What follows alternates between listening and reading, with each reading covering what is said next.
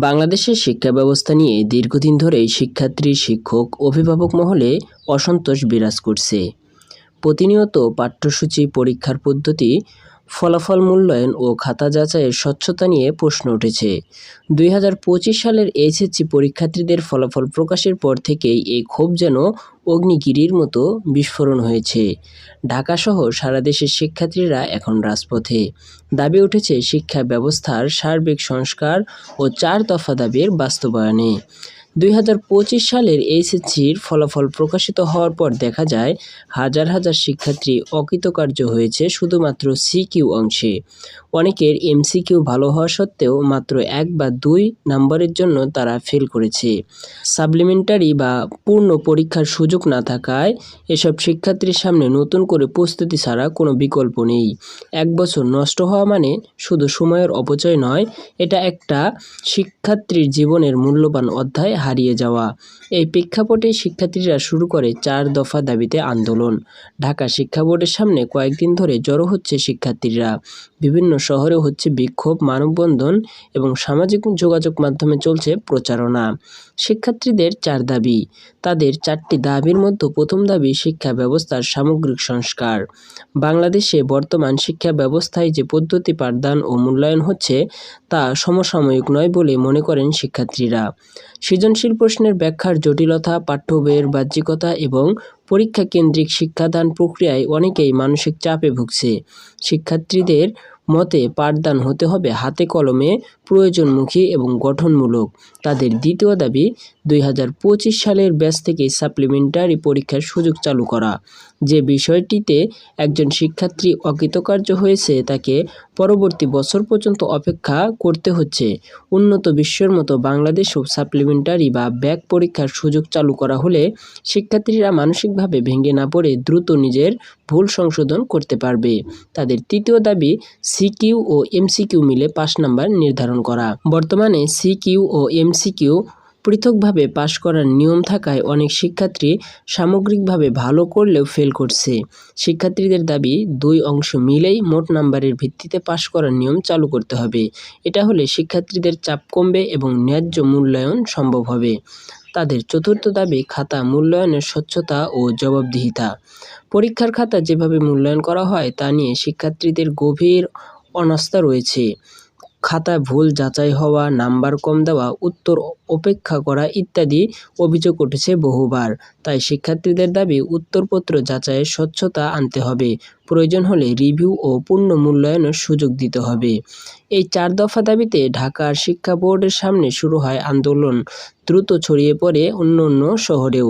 চট্টগ্রাম, রাজশাহী, খুলনা, বরিশাল, রংপুর, কুমিল্লা সহ দেশের বিভিন্ন অঞ্চলে শিক্ষার্থীরা নিজ নিজ শহরে অবস্থান কর্মসূচি ও মানববন্ধনের মাধ্যমে সংহতি প্রকাশ করে। একটি উল্লেখযোগ্য দিক হচ্ছে এই আন্দোলনে কোনো রাজনৈতিক দলের ছায়া নেই। এটি সম্পূর্ণ শিক্ষার্থী কেন্দ্রিক এবং সচেতনমূলক একটি গণ আন্দোলন। সামাজিক যোগাযোগ মাধ্যমেও এর প্রতিক্রিয়া পড়েছে। এই আন্দোলন মূলত ছড়িয়ে পড়েছে ফেসবুক, টিকটক, ইউটিউব এবং সামাজিক যোগাযোগ মাধ্যমে। শিক্ষার্থীরা নিজেদের ক্ষোভ, অভিজ্ঞতা ও প্রতিবাদ তুলে ধরছে বিভিন্ন ভিডিওতে, লাইভে এবং 4 দফা দাবি সাপ্লিমেন্ট চাই এই ধরনের হ্যাশট্যাগ এখন ভাইরাল। শিক্ষক, অভিভাবক এমনকি কিছু কিছু জনপ্রিয় ইউটিউবার এবং সাংবাদিকরাও এই আন্দোলনের পাশে দাঁড়িয়েছে। গণমাধ্যমেও শিক্ষার্থীদের দাবি নিয়ে প্রতিবেদন প্রকাশিত হচ্ছে, যদিও সরকারিভাবে এখনও বড় কোনো সাড়া পাওয়া যায়নি। অভিভাবক এবং শিক্ষার্থীদের মতামত। অনেক অভিভাবক মনে করেন বর্তমান শিক্ষা ব্যবস্থা শুধু পরীক্ষা ভিত্তিক এবং মানবিক মূল্যবোধচ্যুত। তারা বলেছেন শিশুদের সৃজনশীলতা, আবেগ এবং মানসিক বিকাশের দিক নজর না দিয়ে শুধু পরীক্ষায় ভালো করাকেই মুখ্য করে তোলা হয়েছে, যার ফল হচ্ছে শিক্ষার্থীদের হতাশা এবং প্রাণ দেওয়া এবং লেখাপড়ার প্রতি বিষণ্ণতা। শিক্ষাবিদরাও বলছেন এত বড় একটি জনগোষ্ঠীর ভবিষ্যৎ নিয়ে ছিনিমিনি খেলা যায় না।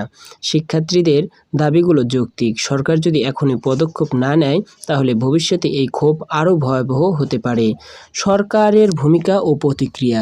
এখন পর্যন্ত সরকারিভাবে শিক্ষা মন্ত্রণালয় বা শিক্ষা বোর্ডের পক্ষ থেকে ছাত্র আন্দোলনের বিষয়ে পরিষ্কার কোনো বিবৃতি দেওয়া হয়নি, বরং বিভিন্ন বোর্ড কর্মকর্তা ফলাফলের দোষ শিক্ষার্থীদের ওপর চাপিয়ে দিয়েছেন। যেটা আরও ক্ষোভ বাড়িয়ে তুলেছে। যদিও শিক্ষা মন্ত্রণালয় দাবি করেছে খাতা মূল্যায়নে স্বচ্ছতা ছিল এবং ফলাফল যথাযথভাবে প্রস্তুত করা হয়েছে, কিন্তু বাস্তব অভিজ্ঞতা বলছে ভিন্ন কথা। কিছু সূত্র বলছে সরকার আন্দোলনের চাপ বুঝে আগামী দিনে সাপ্লিমেন্টারি পরীক্ষার বিষয় নিয়ে চিন্তা করতে পারে, তবে এখনও তাই স্পষ্ট নয়। ছাত্র সমাজের শক্তি ও ভবিষ্যৎ আন্দোলন। বর্তমান আন্দোলন থেকে এটা পরিষ্কার, ছাত্র সমাজ আর চুপ করে থাকবে না। তারা অধিকার জানে, প্রতিবাদ করতে জানে, সংগঠিত হতে জানে। 4 দফা দাবি মানা না হলে দেশজুড়ে অনশন, রাজপথ অবরোধ, শিক্ষা মন্ত্রণালয় ঘেরাও এমন কঠোর কর্মসূচির ঘোষণাও আসতে পারে। তারা বারবার বলছে, আমরা কেউ ব্যর্থ না, ব্যর্থ হলো শিক্ষা বোর্ড। একটি দেশের শিক্ষা ব্যবস্থা যখন প্রশ্নবিদ্ধ হয়, তখন শুধু ছাত্র নয়, পুরো জাতির পিছে পড়ে থাকে। আজকের ছাত্ররা ভবিষ্যতের নেতৃত্ব দেবে, উন্নত ঘটাবে, কিন্তু যদি তাদের ন্যায্য অধিকার না দেওয়া হয় তাহলে তারা রাজপথ হারাবে। এই 4 দফা দাবি শুধু শিক্ষার্থীদের জন্য নয়, এটি একটি বৃহৎ শিক্ষা সংস্কার আন্দোলনের প্রথম ধাপ। এখন প্রয়োজন সরকারের দায়িত্বশীল পদক্ষেপ, অভিভাবকদের সহমর্মিতা, শিক্ষকদের মানসিকতা এবং পুরো জাতির বিবেক জাগরণ। এ আন্দোলন শুধু 4টি দাবির নয়, এ আন্দোলন একটি প্রজন্মের স্বপ্ন বাঁচানোর লড়াই। ভিডিও ভালো লাগলে লাইক দিন, শেয়ার করুন যেন অন্য শিক্ষার্থীও জানতে পারে। আপনার মূল্যবান মতামত নিচে লিখুন। আপনি কি মনে করেন এই 4 দফা দাবি নিয়ে? সাবস্ক্রাইব করুন আমাদের চ্যানেল। আমরা থাকব আপনাদের পাশে, আপনাদের কণ্ঠস্বর হয়ে।